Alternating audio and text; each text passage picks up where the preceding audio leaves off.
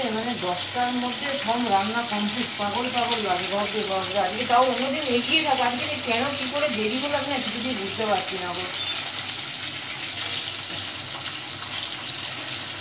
ভাজাগুলো আগে করে নিই, তারপর ওইদিকে পরপর বসাই। স্পেশাল কিছু হচ্ছে না, তাও মানে এ করা। তো দেখো মানে অন্যান্য মতন তো বসি, আজকে তো রান্নাঘর দিয়ে শুরু করতে হবে, কিছু করার নেই। আজকে সব বাড়িতে একদম মানে জোর কদমে ভাইফোঁটার প্রিপারেশন চলছে। আর এটা আমাদের বাঙালিদের কাছে খুবই একটা ভালো রিচুয়াল, আমরা সারা বছর অপেক্ষা করে থাকি। তা আমার আজকে সকালটা আমি এখান থেকে শুরু করছি। তোমরা সবাই নিশ্চয়ই সবাই খুব ভালো আছে এবং আনন্দে আছো। আর আজকে আমার সমস্ত ভাইদের আমার তরফ থেকে অনেক অনেক শুভেচ্ছা ভালোবাসা। আর আমার থেকে যারা বড় মানে আমার বয়োজ্যেষ্ঠ যে দাদারা আছেন তাদের প্রতি অনেক শ্রদ্ধা এবং প্রণাম জানাই। আজকে তোমরা সবাই সারাদিন সবাই খুব এনজয় করো, ভালো থেকো, ভালো মন্দ খাওয়া দাওয়া করো। আর আমিও করছি। এবার আমার বাড়িতে খাওয়া দাওয়াটা একদম নর্মাল। তারা ভাবছে যে মানে ভাইফোঁটা তো নর্মাল, কিছু করার নেই। যে মানে দাদা ফোঁটা নেবে যথেষ্ট বয়সটা হয়েছে। আমি ভেবেছিলাম কিছু রাইস টাইস করবো, অবজেকশান। মাংস করবো, সেখানেও অবজেকশান। মানে নর্মালি খাবার দাবার করতে বলেছে, তার মধ্যে যেগুলো পছন্দ আমি সেটুকুই করার চেষ্টা করবো। এবং কাকে ফোঁটা দেবো, আমি দেবো না আমার মেয়ে দেবে, সেটা তোমাদের পরে আমি তোমাদের তোমরা দেখতে পাবে। তাহলে রান্নাটা আমি সব করে কিন্তু 5 রকম ভাজাটা আমি শুরু করছি। তারপর কী রান্না হবে তোমাকে দেখাবো। আসলে রান্না করে আজকে শেয়ার করতে পারবো না কীভাবে কী করছি, সেটা পরে তোমাদের সঙ্গে যদি সম্ভব হয় তো শেয়ার করলাম। আমি কী রান্না করছি সেটা দেখাবো, কিন্তু কীভাবে করছি সেটা আজকে অসম্ভব করাটা মনেই হচ্ছে, কারণ 10টার মধ্যে সমস্ত শেষ করে ফেলতে হবে। তো চলো ঝটপট করে কাজগুলো তো এগোই, পরে তোমাদের সামনে আমি আবারও আসছি।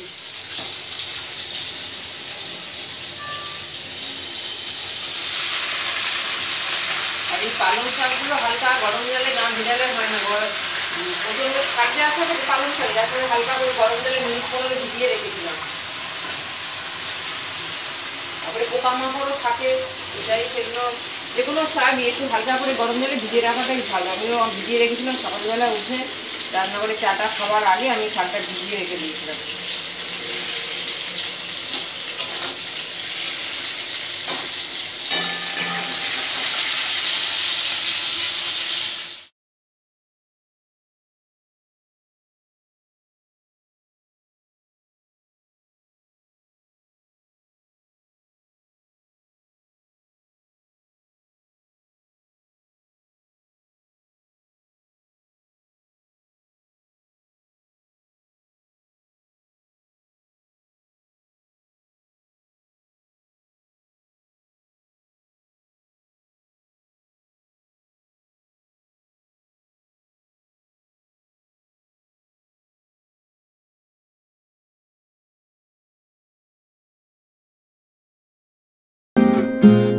রান্নাটা শেষের দিকে 9:30 বাজছে, কিন্তু আমি এটা করতে পারবো কিনা জানি না। ওই চাটনিটা আবার না হয় না হবে, এখন এটা তো হয়ে যাক।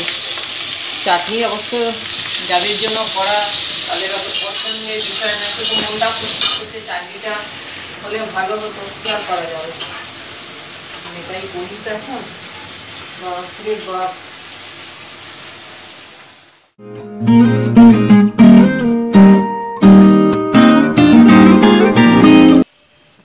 দেখো রান্নাঘরের পুরো কাজ এখনো মেটেনে চলছে, তোমাদের দেখালাম রান্নাবান্না চলছে, এখনো কমপ্লিট হয়নি। তার মাঝে একবার চলে এসেছি, চেঞ্জ করে নিয়েছি। আর অনেক সকাল আজকে চান করি, তোমাদের বলেছি মানে খুব ভালো করে করিনি কো, যা হোক করছে রান্না টান্না হয়ে গেলে আবার স্নান করবো। তা যাকে এবার আমি যেটা আগে করা দরকার ভাইফোঁটা, সেটা তো করতে হবে, ফোঁটার কাজটা। তারপর আবার রান্নাঘরে ঢুকবো। তা ফোঁটার জন্য আমি তার জন্য একটু সাজুগুজু করে নিয়েছি। সাজুগুজু না করলে ভালো লাগে না। তা যেহেতু একটা ভালো দিন, সুন্দর দিন আমাদের, তা আজকে সাজুগুজু করে নিয়ে আমি চলে এসেছি। এবার আমি প্রিপারেশনটা করি, যেগুলো লাগবে, যেগুলো ভাই ফোঁটা দিতে লাগে সেগুলো আমি সব রেডি করে রেখেছি। এবার সাজাবো শুধু সেগুলো নিয়ে। তারপরে আমি এবার তোমরা দেখো কাকে ভাই ফোঁটা দিই, আমি দেবো না আমার মেয়ে দেবে, সেটা তোমরা দেখো। তা চলো দেখতে থাকো।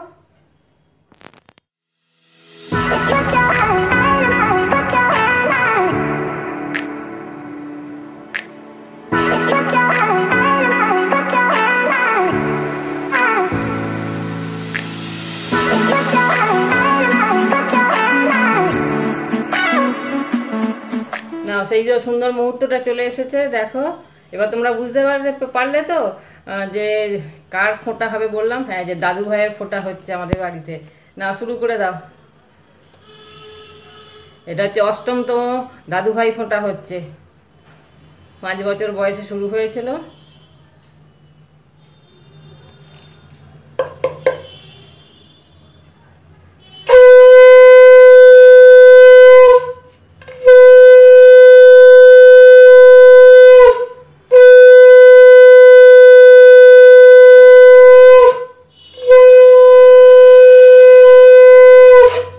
এবার তুমি ওকে আশীর্বাদ করো ধান দ্রব্য দিয়ে, 3 বার দেবে ধানটা। এই দুব্বটা নাও, পাশেই আছে দেখো একসাথে। হ্যাঁ, ধান আর দুর্ব একসাথে নাও।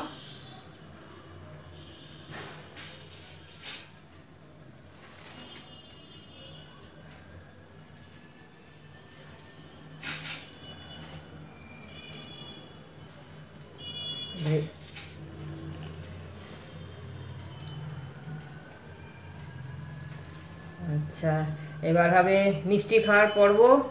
যদিও দাদু ভাইয়ের তো মিষ্টি চলে না, কিন্তু তো কি করব, আমাদের ভাইফোঁটা এরম ভাবেই হয়। মিল্ক কেকটা খাবে, ওটাই দেবে।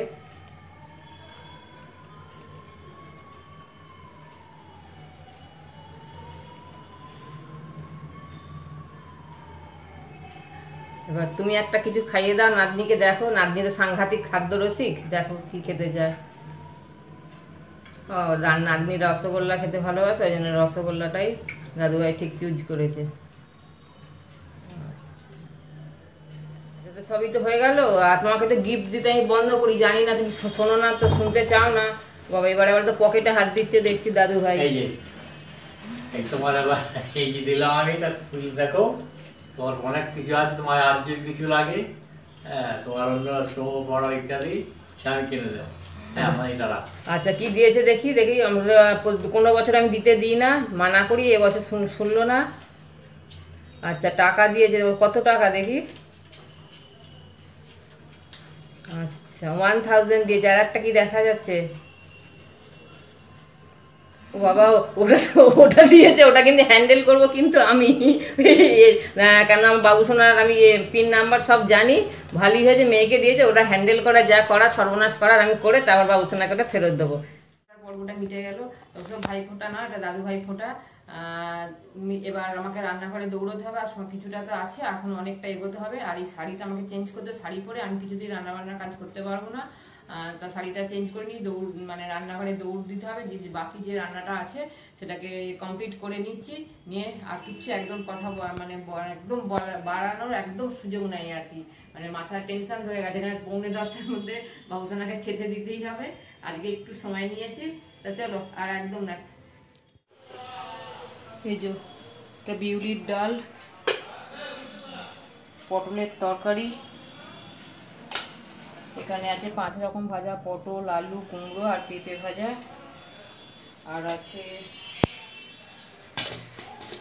মাছ ভাজা একটা আছে, ওই জন্য 5 রকম ভাজা ভুল বলছি। আর ভিন্ডির একটা শুকনো চচ্চড়ি, বললাম না যার ভাই ফোঁটা হবে তার বেশি যেগুলো খেতে ভালোবাসে। আর পালং শাকের ঘন্ট।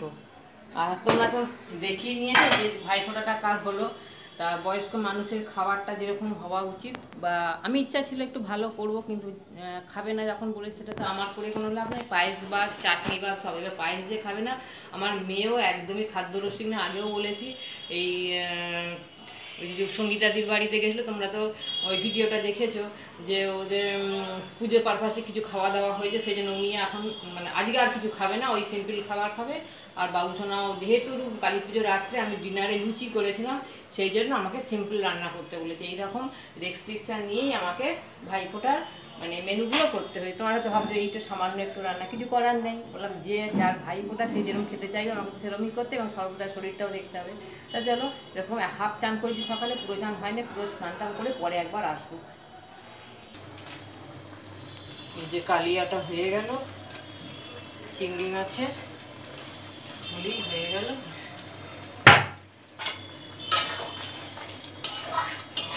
ব্যাস আর একটু টানলেই হয়ে যাবে।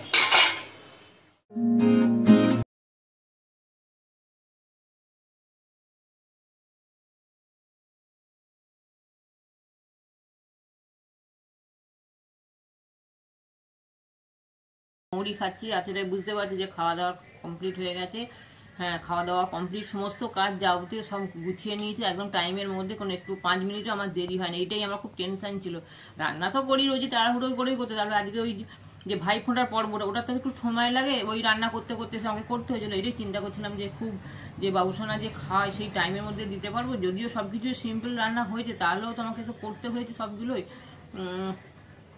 তার মধ্যে কি যেন বলে, আমি বলেছিলাম যে বাবুসোনাকে যে তুমি আজকে টিফিনটা, ব্রেকফাস্টটা তুমি আগে করে নাও, আর লাঞ্চটা আজকে আমাদের সাথে করো। তা বললো প্রথমে আমি জানি এটা করবে না, যে বলে কি করে, আমি লুচি করে দেবো দুটো, আর যা হয় তোর তরকারি তুমি যেটা খেতে চাইবে সেটা করে দেবো। বললো না আমি জানি, তার কারণ হচ্ছে ওই যে কালী পুজো রাতে লুচি খেয়েছে তো একদিন আগে, আর শরীর বুঝে খায় তো। তা যাকে বাবা, আমি যেটা খেতে চেয়েছি সেটা করে দিয়েছি। এইভাবেই প্রতি বছর হয়, তো প্রত্যেক বছর তো কোনো কোনো বারে আবার একটু রাইস টাইস করি, তো এবছর একদমই খেতে চাইলো না। এবছর বয়সটাও বেড়ে গেছে। আর কি বলতো, যে রান্না খেয়ে বাবুসোনা যে খুব তৃপ্তি করে চেটে চেটে খাচ্ছিল, সেটা তোমাদের দেখাতে পারিনি, কারণ আমাকে মানা করে দিল যেমন চেটে ফেটে খাবো, আমার ভিডিও করবে না।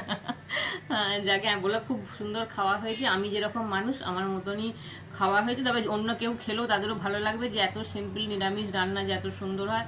এটা বাবুসোনা প্রায়ই বলে। তো আজকে রান্নাটা আমি নিজেও ভাবতে পারিনি, যখন খেলাম সত্যি সমস্ত রান্নাটা খুব ভালো হয়েছে। আজকে আমি ভাবতে পারিনি যে তাড়াহুড়োতে দিয়ে এত সুন্দর রান্না হবে। তো তোমরা তো সবাই দেখলে আমার মেয়ে দাদু ভাই ফোঁটাটা, এটা নিয়ে 8 বছর চলছে। 5 বছর যখন বয়স তখন থেকে শুরু করেছে, তার আগে তো করার নিয়ম মানে করতে নেই। তা আমার মেয়ের দাদু ভাই ফোঁটা তোমাদের কেমন লাগলো নিশ্চয়ই অবশ্যই তোমাদের খুব ভালো লাগবে, কারণ দাদু নাতনির একটা সম্পর্কটা যে মিষ্টি, তা তোমাদের নিশ্চয়ই আজকের এই ভিডিওটা তোমাদের ভালো লাগবে। তোমাদের ভালো লাগলে তো অবশ্যই একটা লাইক করবে, কমেন্টস করবে, শেয়ারটাও করবে। আর এবার আমাকে শুতে হবে, কিচ্ছু করার নেই। আজকে ছোটাছুটিটা 4:45টায় উঠেছি, ঘুম ঘুম তো পাচ্ছি, আর অসম্ভব কোমরের যন্ত্রণা, বেলটাও পড়তে আজকে ভুলে গেছি জানো, যার ফলে অসহ্য কোমরের যন্ত্রণা, তার পারছি না, মানে বসে থাকতে আর কি। তা আমাকে এবার ঘুমোতেই হবে। তোমরাও যে যার মতন করে কাজ গুছিয়ে নিয়ে একটু বিশ্রাম নিও। আর আজকে ব্লগটা আমি এখানেই শেষ করছি। তোমরা সবাই খুব ভালো থাকবে, আর প্রচুর প্রচুর আজকের দিনটা এনজয় করো। তোমাদের সাথে দেখা হচ্ছে অন্য একটা ব্লগের সাথে। টাটা।